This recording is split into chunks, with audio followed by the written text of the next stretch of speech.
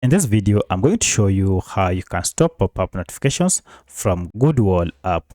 If you find this video helpful, I'll kindly request that you support me by liking the video and also by subscribing to this channel. Alright, so to disable notifications from this app, we need first to access the app info page.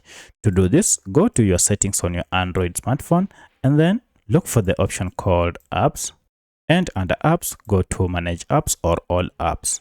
Now for this tutorial, I'm on a Redmi smartphone. However, this process should be more or less the same on any other Android smartphone. Now this will list all the apps you have on your smartphone. Scroll down until you find your app. Now if you tap on it, you can see we are on the app info page.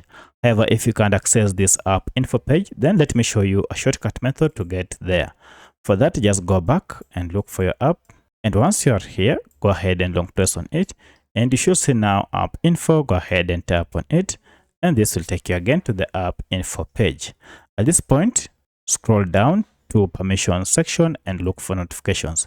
Currently, you can see all these notifications are on. That's why you are receiving those pop-up notifications. Now to stop this, go ahead and toggle off show notifications, and this will turn off all the other types of notifications.